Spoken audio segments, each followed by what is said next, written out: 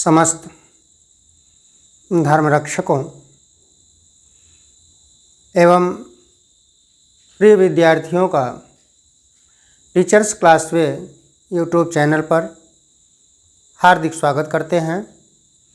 आज हम लोग संस्कृत पद्यपीयूषम कक्षा 10 षष्ठा पाठ गीतामृतम के शेष श्लोकों के विषय में अध्ययन करेंगे।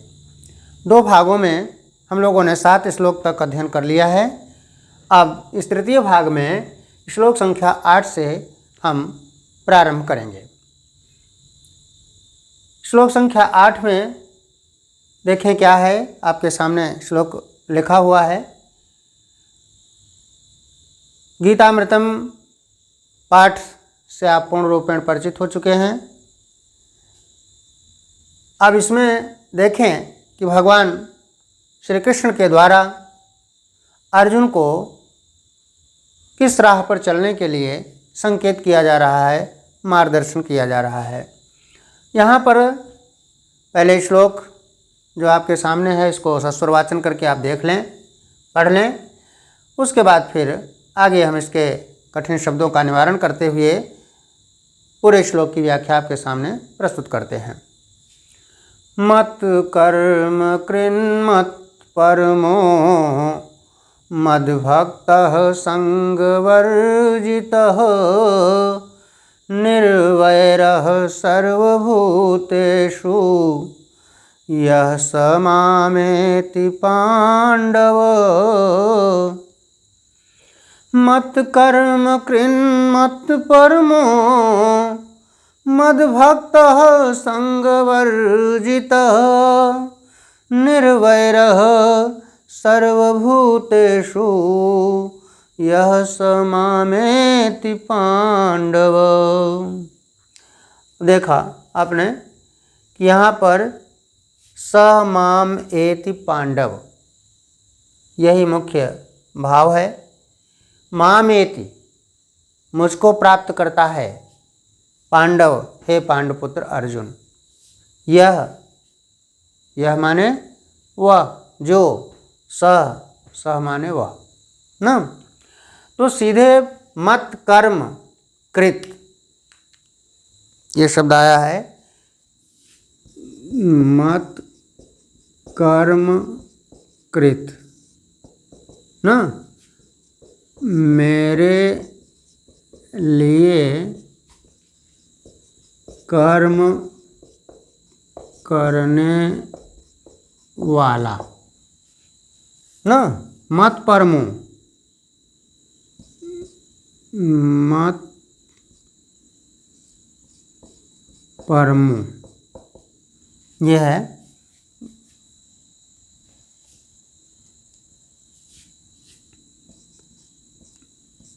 मत परमो ना, माने मुझे ही श्रेष्ठ मानने वाला ना। मद्भक्त मेरा ही भक्त, संगवर्जित, संगवर्जित संग लिख रहे हैं, संग वर्जित ना, आसक्तियों से रहित। निर्वैर, निर्वैर शब्द है, निर्वैर शत्रुता से रहित ना। सर्वभूतेषु, सर्वभूतेषु समस्त प्राणियों में। मामेति, मामेति मुझे प्राप्त करता है। हर शब्द हमने आपके सामने रख दिया। अब देखें इस श्लोक की पूरी व्याख्या। मत कर्म कृत, भगवान अर्जुन को समझाते हुए कहते हैं कि मत कर्म कृत, जो मेरे लिए ही कर्म करता है। मत परमो, जो मुझे ही श्रेष्ठ मानता है, जो मुझे ही बड़ा मानता है। मद भक्त, जो मेरा ही भक्त है। संग वर्जित, समस्त कामनाओं इच्छाओं से जो आसक्तियों से रहित है। निर्वैर सर्वभूतेषु, और जो यह माने जो सर्वभूतेषु निर्वैर, समस्त प्राणियों में शत्रुता की भावना से रहित होता है। अर्थात समस्त प्राणियों में समानता देखता है, किसी में शत्रुता की भावना, दुश्मनी की भावना नहीं देखता है। सब में समरसता, सब में समानता, ऐसी भावना से जो देखता है। सह मामेति पांडव, हे पांडुपुत्र अर्जुन, वह मुझे प्राप्त करता है। यहाँ पर समझा रहे हैं कि कौन मुझे प्रिय है, कौन मुझे प्राप्त कर सकता है। मुझे इतना सरल नहीं है कि जो चाहेगा वही प्राप्त कर लेगा। तो मुझे प्राप्त करने के लिए क्या व्यवस्था है, कैसे प्राप्त कर सकते हैं। कहा मत कर्म कृत, पहले मेरे लिए ही जो कर्म करेगा, जो मेरी व्यवस्था में ही पूर्ण रूपेण अपने कर्म को, अपने कार्य को करेगा। मत परमो, मुझे ही श्रेष्ठ मानेगा, सर्वश्रेष्ठ मानेगा। मद भक्त, जो मेरा ही भक्त होगा। और संग वर्जित, जो समस्त आसक्तियों से रहित होगा।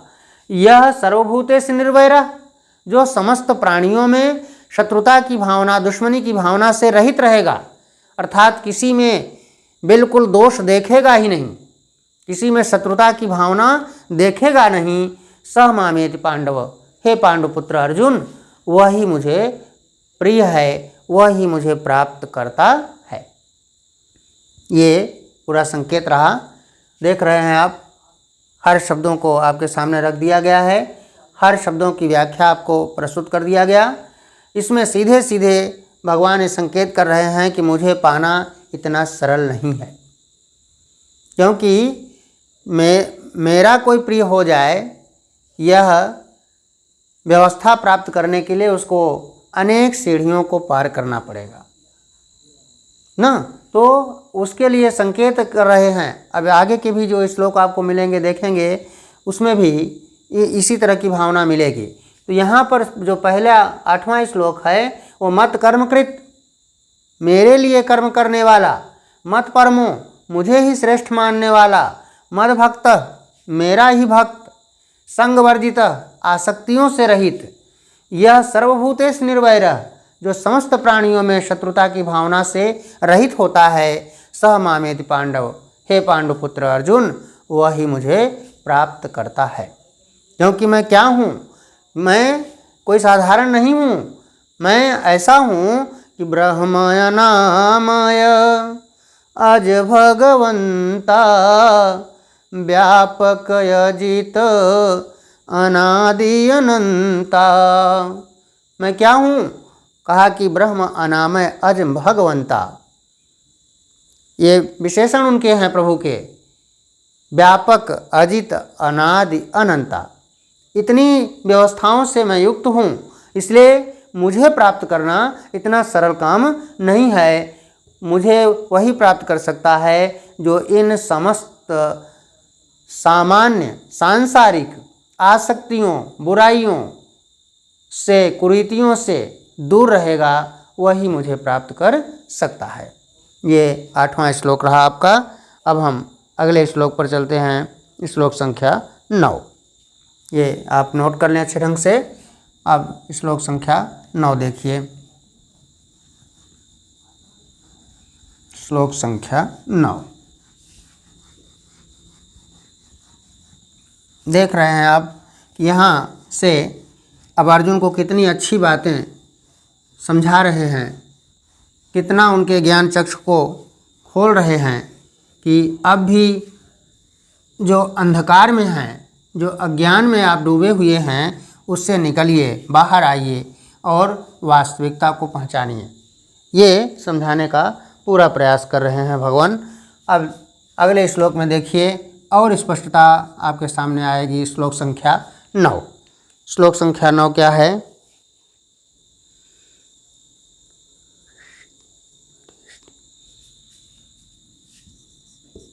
यो न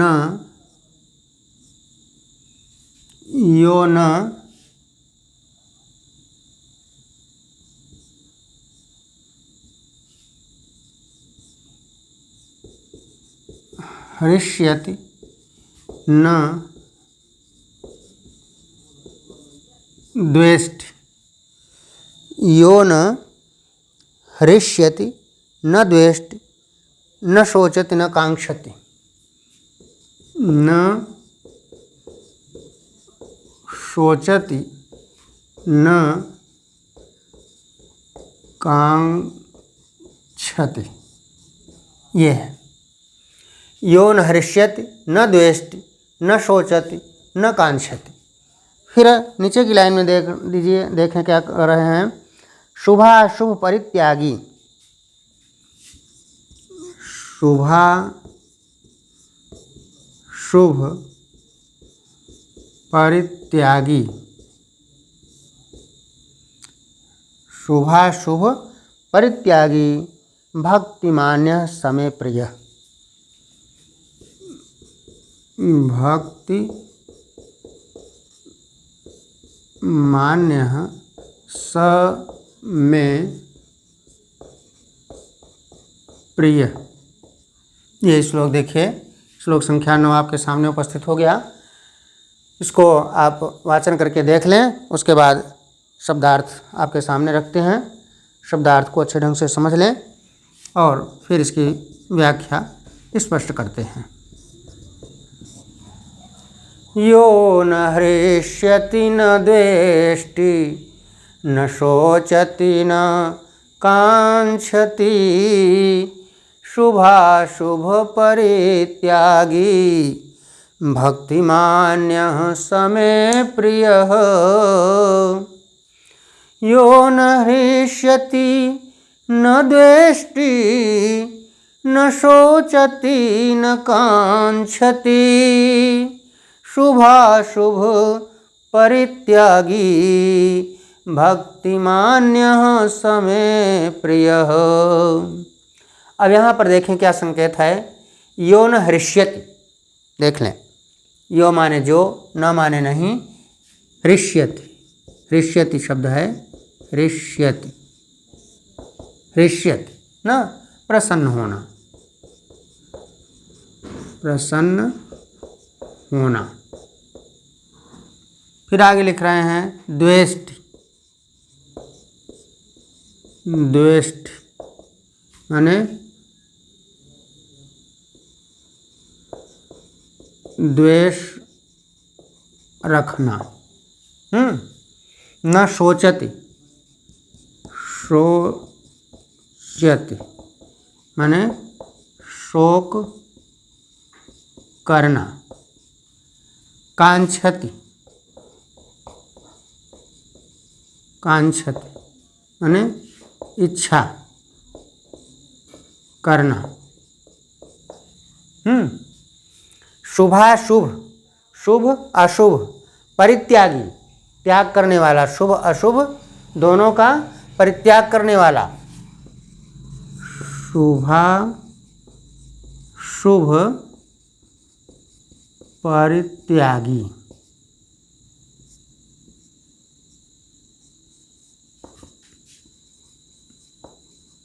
शुभ अशुभ दोनों का त्याग करने वाला ना।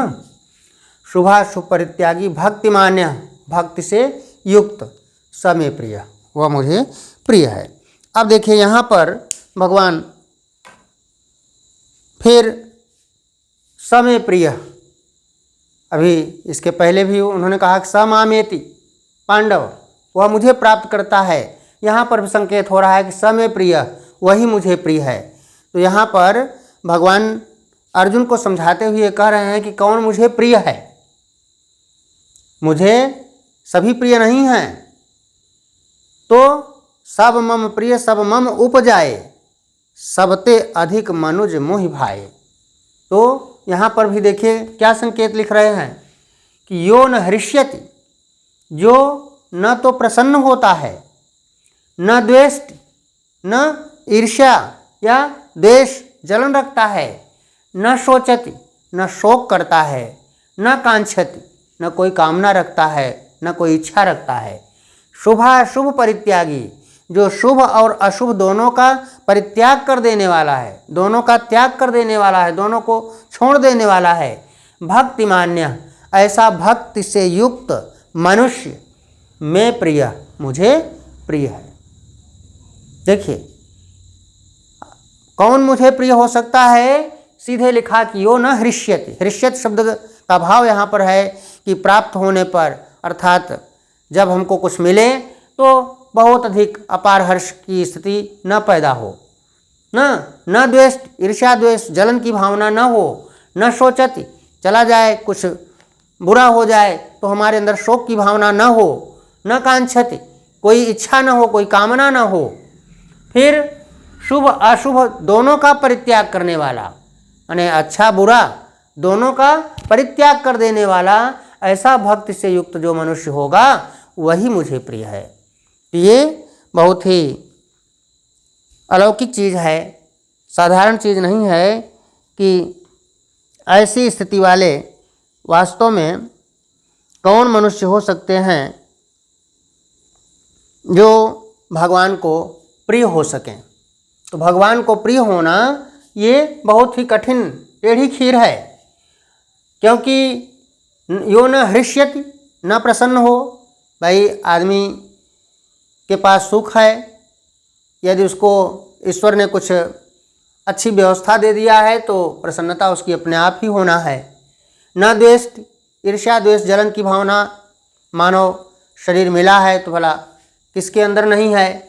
न शोचति, शोक, भाई कुछ बुरा हो गया, कुछ वियोग की स्थिति हो गई, कुछ आपत्ति विपत्ति की स्थिति हो गई, तो किसके अंदर ऐसा नहीं है कि शोक नहीं होगा। न कांक्षति, कामनाओं इच्छाओं से रहित भला कौन मनुष्य है।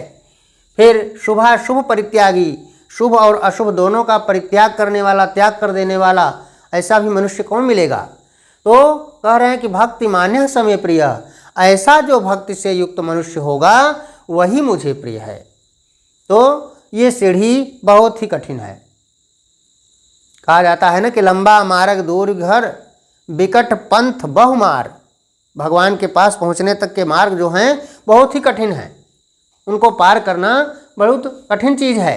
इसी चीज़ को यहाँ पर देखिए कि इतना अच्छे ढंग से भगवान अर्जुन को समझाते हुए कह रहे हैं कि हे अर्जुन, भ्रम को त्यागो। पहले तुम सोचो कि कौन मुझे प्रिय हो सकता है, कौन मेरा अपना हो सकता है, किसके अंदर जो है मैं वास कर सकता हूँ। तो ये भावना यहाँ पर दर्शा रहे हैं कि यो न हृष्यति, जो कुछ प्राप्त होने पर प्रसन्न नहीं होता, न द्वेष, जो ईर्ष्या द्वेष जलन की भावना नहीं रखता, न शोचति, जो शोक नहीं करता है, न कांक्षति, जो कामना या इच्छा नहीं रखता है।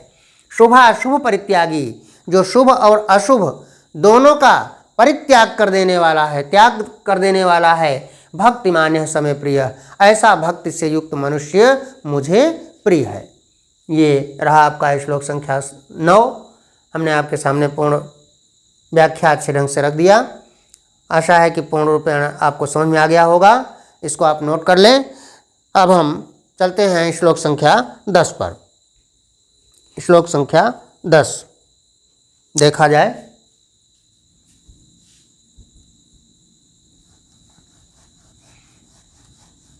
देखिए कितनी गूढ़ बातें अब यहाँ पर समझाने का प्रयास कर रहे हैं अर्जुन को। इसलिए कहा जाता है कि ये श्लोक नहीं मंत्र हैं, इनमें अपार शक्ति है, अपार क्षमता है। इन्हें जो जान ले, इस गीता को जो समझ ले, जान ले, उसको फिर और कुछ जानने की आवश्यकता नहीं है। इसीलिए संकेत किया जाता है बार बार कि गीता सुगीता कर्तव्या। इसके अतिरिक्त फिर कुछ धरती पर रह नहीं जाता, क्योंकि भगवान के श्रीमुख की वाणी है, भगवान के द्वारा स्वयं कही गई वाणी है, इसलिए आप श्लोकों के माध्यम से स्वयं ही देख रहे हैं कि कितनी गंभीरता, कितना उसमें अंदर भाव भरा हुआ है। अब श्लोक संख्या 10 देखा जाए कौन सा है।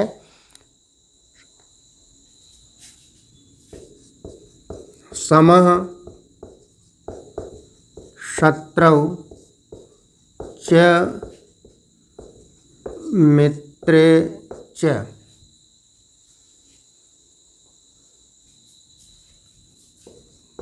तथा मानापमानयोः।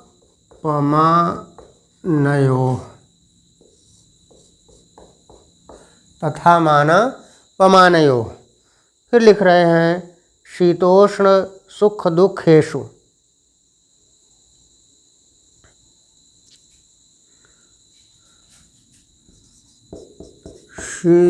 शीतोष्ण सुख दुखेषु। शीतोष्ण सुख दुखेषु समः संग विवर्जितः। समः संग विवर्जितः। विवर्जितः,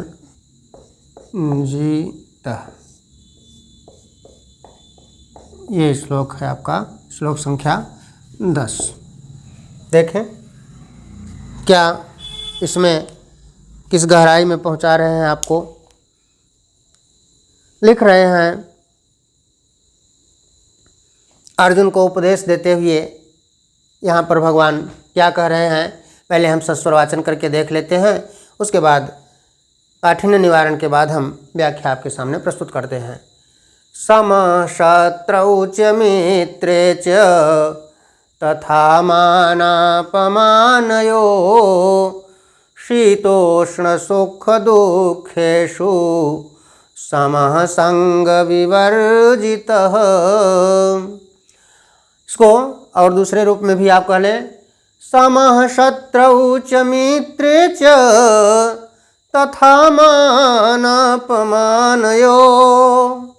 शीतोष्ण सुख दुखेषु समः संग विवर्जितः। अब इसमें देखें शब्दार्थ क्या है।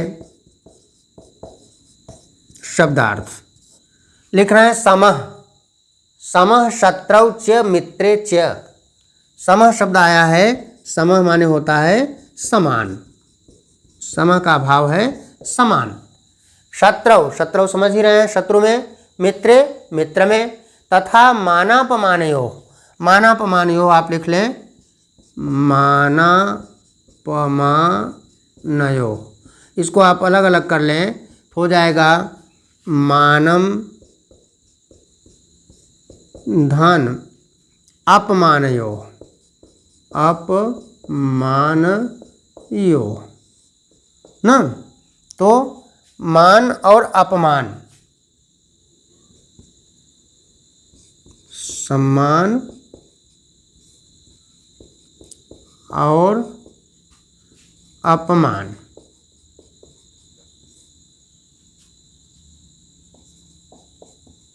दोनों में ना। शीतोष्ण सुख दुखेषु, ये शब्द है शीतोष्ण सुख दुखेषु।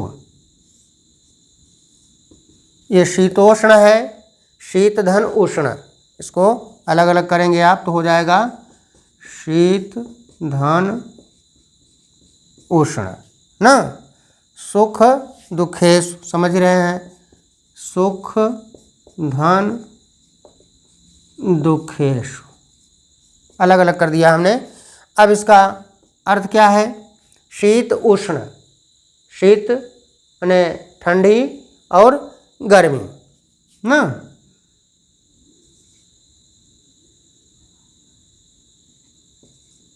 ठंडी और गर्मी ना। फिर उसी में है सुख और दुख में ना। ठंडी और गर्मी, सुख और दुख में। फिर समः शब्द आ गया, इसके पूर्व में आ चुका है। संग विवर्जिता, संग विवर्जिता का भाव है आसक्तियों से, कामनाओं से रहित ना। संग विवर्जिता, संग शब्द कई बार आ चुका है। विवर्जिता माने दूर रहने वाला ना, इच्छाओं से रहित रहने वाला। तो अब आइए अर्थ पर चलते हैं। अर्थ इसमें देखें क्या लिख रहे हैं। भगवान यहाँ पर भी वही शब्द कह रहे हैं सीधे कि कौन मुझे प्रिय है। अभी इसके पूर्व वाले श्लोक में आपने देखा समय प्रिय, वही मुझे प्रिय है। तो कौन मुझे प्रिय है, यहाँ पर भी लिख रहे हैं समः शत्रौ च मित्रे च, जो शत्रु और मित्र दोनों में समानता देखता है। देखिए, हमने आपको पहले ही बताया कि जो भी वाणी आपको मिलेगी आपको लगेगा कि बहुत ही अलौकिक है। उसके भाव में जब आप अंदर तक जाएंगे, प्रवेश करेंगे, तब आपको समझ में आएगा कि भावना क्या है, क्या कहना चाह रहे हैं, अर्जुन को किस तरह से समझाने का प्रयास कर रहे हैं। कह रहे हैं कि समः शत्रौ च मित्रे च, शत्रु और मित्र दोनों में समान भाव को रखने वाला।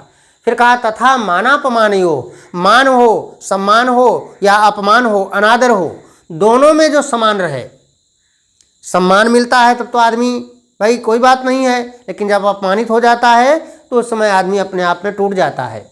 उसके अंदर फिर समानता की भावना, समता की भावना नहीं रह जाती है, उसमें अपने आप ही कुछ न कुछ परिवर्तन हो जाता है। क्योंकि मानव जो है वह कष्ट को झेलने में बहुत ही परेशान होता है, उसको जल्दी वह झेल नहीं पाता है। तो ऐसी स्थिति में कह रहे हैं कि तथा मानापमानयो, मान और अपमान दोनों में जो समान रहे। फिर कहा शीतोष्ण सुख दुखेषु, ठंडी हो, गर्मी हो, सुख हो, दुख हो, सब में जो समान भाव से रहता है। संग विवर्जिता, और जो समस्त आसक्तियों, कामनाओं, इच्छाओं से रहित रहता है। स में प्रिय, आगे उसी में जोड़ लीजिए, स में प्रिय, वही मुझे प्रिय है। यहाँ पर अर्जुन को उपदेश देते हुए भगवान की वाणी देख लें कि कह रहे हैं कि कौन मुझे प्रिय है, जिसके अंदर शत्रुता और मित्रता दोनों में समानता रहे। शत्रु है तब भी, मित्र है तब भी, दोनों में जो समान आदर, समान भाव रखे। जो मान सम्मान मिले तब भी, अपमान मिले तब भी, जो समान रहे, दोनों में जो समानता की भावना रखे। गर्मी हो, ठंडी हो, सुख हो, दुख हो, दोनों में, इन समस्त चीज़ों में, समस्त बातों में जो समानता की भावना रखे। तथा संग विवर्जित, सबसे मुख्य बात कहा कि आसक्ति, लगाव, इच्छा, कामना, आकांक्षा, अभिलाषा, ये सब जितनी भी व्यवस्थाएं हैं, इन सब से जो विवर्जित, इन सब से जो दूर रहे, सब में प्रिय, हे अर्जुन वही मुझे प्रिय है। इसलिए यहाँ पर अब अंदर में गहराई में जाएं तो अर्जुन को सीधे संकेत कर रहे हैं कि जो तुम्हारे अंदर ये भाव आ रहा है कि क्या कहें, जिस युद्ध के स्थल पर मैं खड़ा हूँ, यहाँ पर मेरे सब अपने दिखाई दे रहे हैं। कोई सगा रिश्तेदार है तो कोई मेरा अपना है, कोई भाई है तो कोई दादा है, तो कोई बाबा है, कोई परनाना है, कोई परदादा है। इस तरह की जो भावना आई है, जो मोह की भावना अर्जुन के अंदर पैदा हुई है, उस मोह को भंग करने के लिए भगवान की वाणी आपके सामने उपस्थित है। वो संकेत कर रहे हैं कि अर्जुन अब भी अपने अज्ञान को दूर करो और ज्ञान चक्षु को खोलो, और तब देखो कि मेरा कौन बन सकता है, मुझे कौन प्रिय हो सकता है। वैसे तो तुम कहते हो कि हे केशव सब कुछ आपका है, लेकिन भावना तुम्हारी अभी अंदर से उस तरह पवित्र नहीं हो पाई है, निर्मल नहीं हो पाई है। क्योंकि वही व्यक्ति मुझको प्राप्त कर सकता है जिसके अंदर पूर्ण रूपेण निष्कपट हो, निर्मल मन हो। कहा है कि निर्मल मन जाना सो मोहि पावा, मोहि कपट छल छिद्र न भावा। ये भगवान की वाणी है कि निर्मल मन, जो पवित्र निर्मल आत्मा वाला व्यक्ति है वही मुझे प्राप्त कर सकता है, क्योंकि मुझे छल प्रपंच, दंभ, पाखंड इन सब से कोई मतलब नहीं है। इन सब से मैं बहुत दूर रहता हूँ, और ऐसा जो व्यक्ति है वह मुझसे बहुत दूर रहता है, वह मेरी भक्ति को प्राप्त कर ही नहीं सकता। ये संकेत है यहाँ पर। अब अर्जुन को समझाने का किस तरह से प्रयास किया जा रहा है। कारण कि समः शत्रौ च मित्रे च, शत्रुता और मित्रता दोनों में समानता, तथा मानापमानयो, मान और अपमान दोनों में समानता की भावना हो, शीतोष्ण, ठंडी हो गर्मी हो तब भी समानता, सुख दुख है, सुख मिले अथवा दुख मिले तब भी समान भाव रहे, संग विवर्जित, समस्त आसक्तियों कामनाओं से जो रहित रहे, स में प्रिय। हे अर्जुन, वही मुझे प्रिय है। अब हमें लगता है कि आपको विधिवत अच्छे ढंग से इस श्लोक की व्याख्या पूर्ण रूपेण समझ में आ गई होगी। अब हम इस पाठ के अंतिम श्लोक पर चलते हैं। श्लोक संख्या 11, वो गीतामृतम का अंतिम श्लोक है। 11 श्लोकों के माध्यम से भगवान ने अर्जुन को कितना अच्छे ढंग से समझाने का प्रयास किया है, आपके सामने वह स्थिति एकदम स्पष्ट है। अब हम अंतिम श्लोक पर चलते हैं। श्लोक संख्या 11।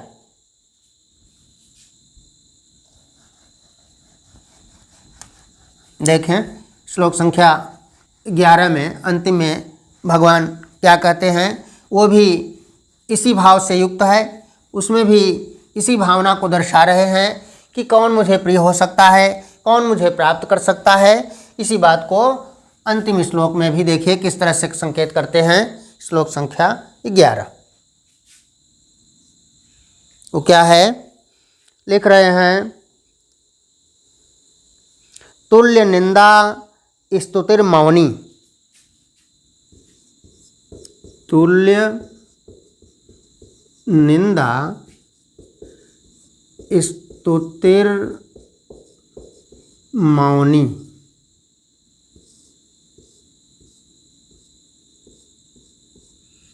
तुल्य निंदा स्तुतिर्मौनी,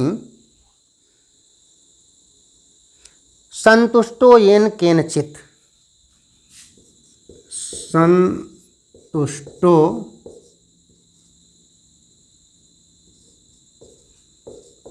येन केनचित्, संतुष्टो येन केनचित्, अनिकेतः स्थिरमतिर्। अनिकेतः, अब यहाँ पर देखिए, अनिकेतः स्थिरमति, अनिकेतः स्थिरमतिर् भक्तिमान्ये, स्थिरमतिर् भक्तिमान्ये, स्थिरमतिर् भक्तिमान्ये प्रियो नरः, भक्तिमान्ये प्रियो नरः। ये पाठ का अंतिम श्लोक आपके सामने उपस्थित है। अब इसका आप अच्छे ढंग से वाचन कर लें।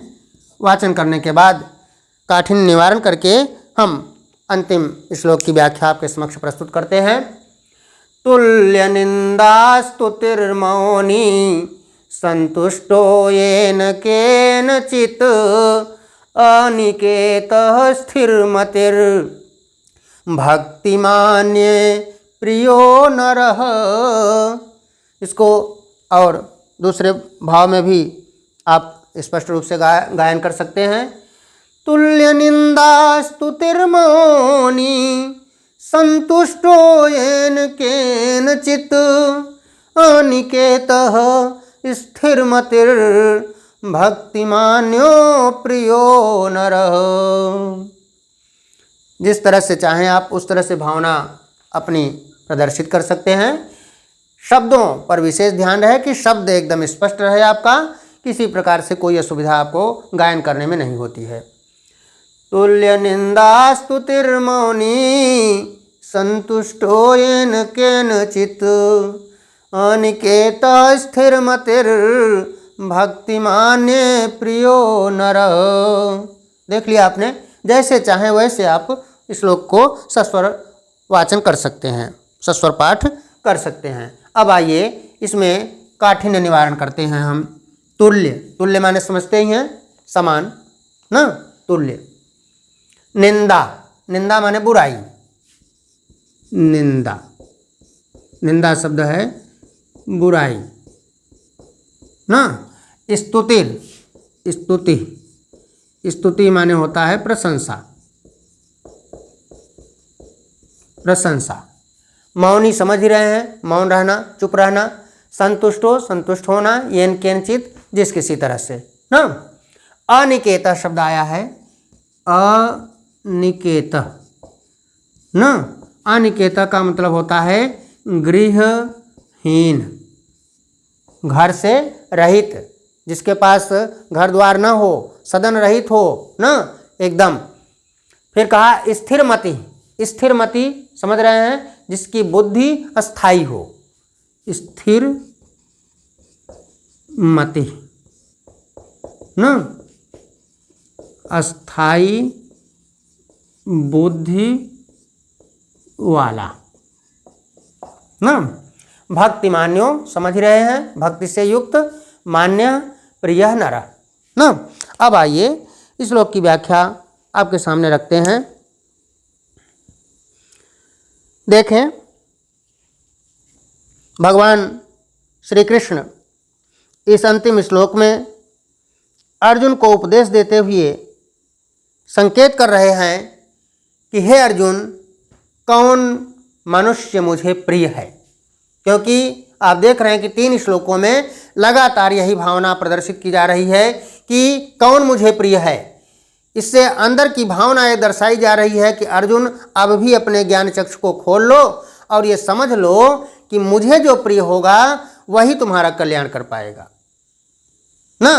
तो तुम अगर मुझे प्रिय हुए तभी तुम्हारा कल्याण होगा। ये भाव यहाँ पर दर्शाया जा रहा है। कैसे कह रहे हैं? तुल्य निंदा, जो निंदा हो, बुराई हो तब भी समान रहे, स्तुति प्रशंसा हो तब भी समान रहे, मौनी, मौनी माने एकदम चुप रहना, शांत रहे ना।